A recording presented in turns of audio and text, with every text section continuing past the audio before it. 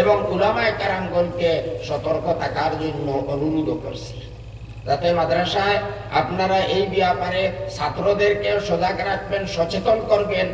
এই ব্যাপারে আলহামদুলিল্লাহ নতুন কিতাবও বাইর হইতেছে, এবং আমরা যদি সংক্ষেপে এই কথাগুলা মানুষের কাছে বলে দেই, দেখো ইমাম মেহেদী কাকে বলে? ইমাম মেহেদীর নাম মুহাম্মদ, তার বাবার নাম আব্দুল্লাহ, তার জন্মভূমি, তার দেশ মদিনা শরীফ। তিনি থাকবেন আরবে, তিনি ভারতে আসার কথাই নেই।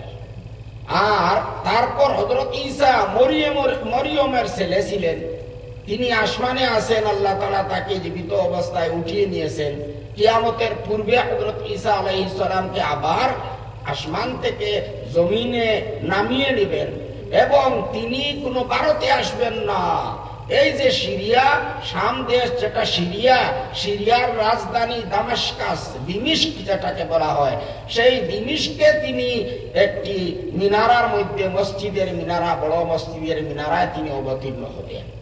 ভারতের পাঞ্জাবে কই ঈসা আসবেন?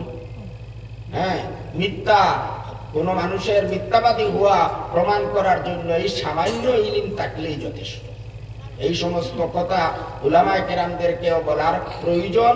মুহতামিম সাহেবের হুকুম হিসাবে আমাদের প্রত্যেকের কর্তব্য, যাতে এই সরল অশিক্ষিত মুসলমানদেরকে আমরা সচেতন করি, এবং মাদ্রাসার ছাত্রদেরকেও এই ব্যাপারে যাতে আমরা ট্রেনিং দেই, তারা তাদের সাপ্তাহিক জলসায় এই ব্যাপারে এই বিষয়টি নিয়ে বক্তব্য রাখে। আর জুমার ৬০ সপ্তাহের মধ্যে কমপক্ষে ১ সপ্তাহে আকাইদ সম্পর্কে আমাদের আলোচনা করা দরকার। আর শুধু কাদিয়ানি নয়, শুধু শকিলি নয়, আরো বিভিন্ন ধরনের গুমরাহ ফিরকা, গুমরাহ দল আছে, যারা গোপনে গোপনে মুসলমানদেরকে বিভ্রান্ত করার চেষ্টা করছে। অনেকে বলে আমরা আহলে কুরআন, আমরা হাদিস মানি না। এতদিন তো আপনারা শুনতেছিলেন যে আমরা আহলে হাদিস, আমরা ইমাম মানি না।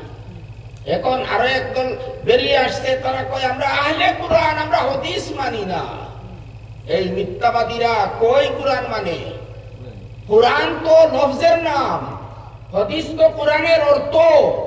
কুরআন মানা, হাদিস মানা ছাড়া কুরআন মানা সম্ভব নয়। কুরআন যখন দুই বস্তুর নাম, লফজ এবং মানার নাম, আর সঠিক মানা আল্লাহর রাসূল তার হাদিসের দ্বারা বর্ণনা করে গিয়েছেন, তিনি নিজে আমল করে এবং নিজের মুখে তিনি এই তাফসীর করে গিয়েছেন। তাই যারা হাদিস মানে না, তারা কোরআনের অর্থ মানে না। আর কোরআনের শুধু অর্থ, শুধু লফজ মানলে হয় না। কোরআন মানা হবে যখন লফজ এবং মানা, শব্দ এবং অর্থকে মানা হবে। তাই